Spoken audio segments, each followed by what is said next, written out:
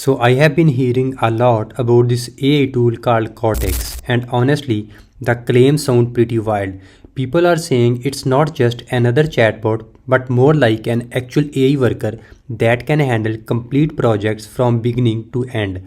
I wanted to see if this is just hype or if there is something real here, especially when compared to ChatGPT, which most of us use daily. So today I'm going to test both of them side by side with real tasks and show you exactly what happens.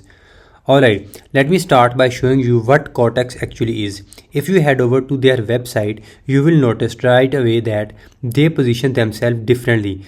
The entire platform is actually open source, which means you can literally go check out their code on GitHub if you want to use how everything works under the hood. They also offer a free trial to get started, so there is no immediate cost to testing this out.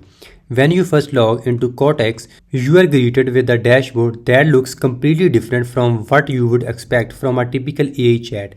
Instead of just an empty text box, you get access to these pre-built templates organized by what you are trying to accomplish. There are sections for presentations, data analysis, tasks, research projects, and something they call worker, which are basically custom AI agents you can build by yourself. For today's comparison, I'm going to focus on three main areas where people actually use AI tools, which are creating presentation, analyzing data files, and doing research.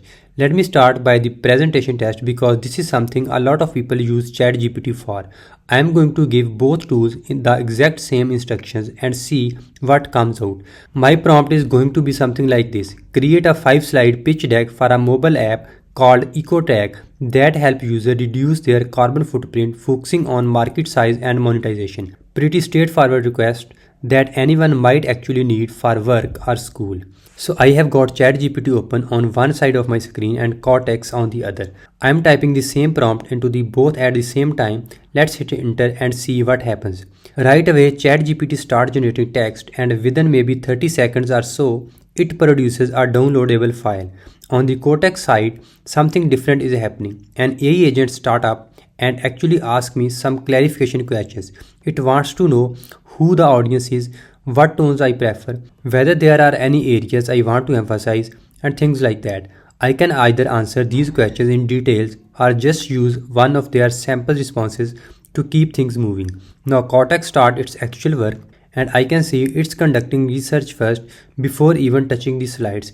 This is already a different approach than what ChatGPT does. After a couple of minutes, both tools have produced their results. Let me download the ChatGPT file first and open it up. What I am sending here is basically a text-based outline converted into slides. The formatting is minimal, there are no images, and honestly it looks like something you would need to spend another hour or two fixing up before you could present it to anyone. It's functional but definitely bare bones.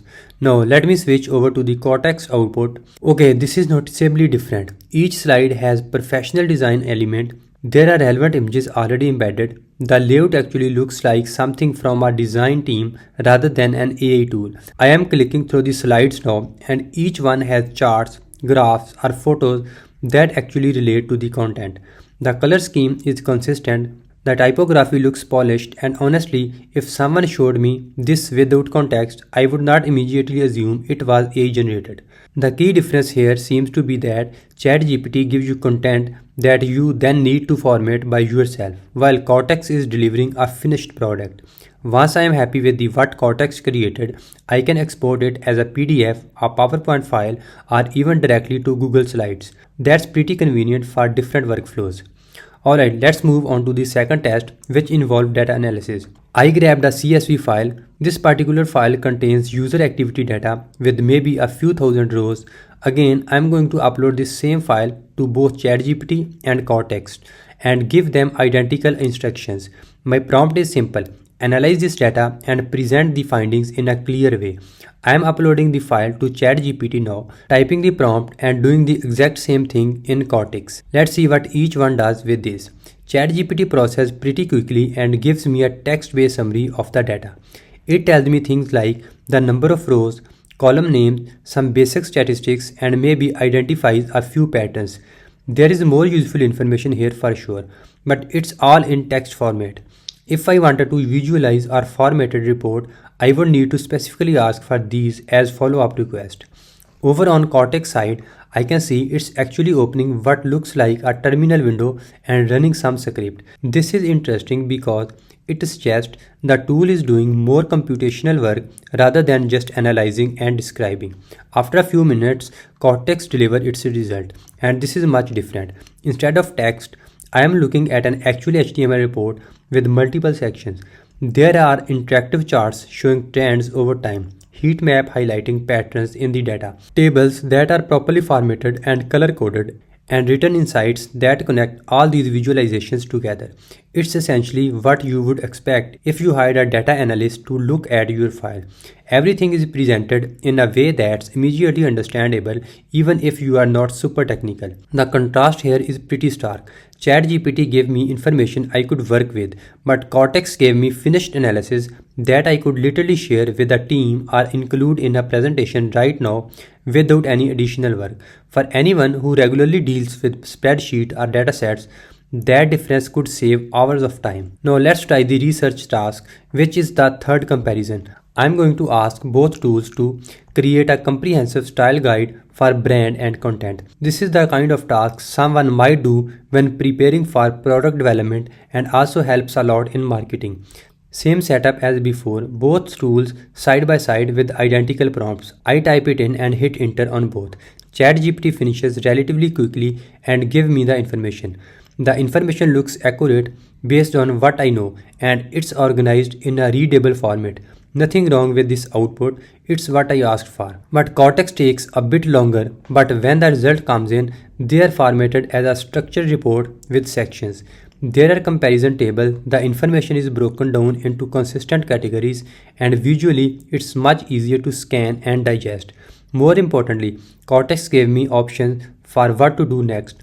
I could ask it to run this research into a presentation, create a competitive analysis matrix, or export everything as a formatted document.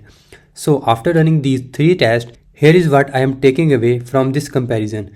ChatGPT is excellent at generating content and answering questions. It's fast, it's conventional, and it gives you solid information that you can then shape into whatever you need.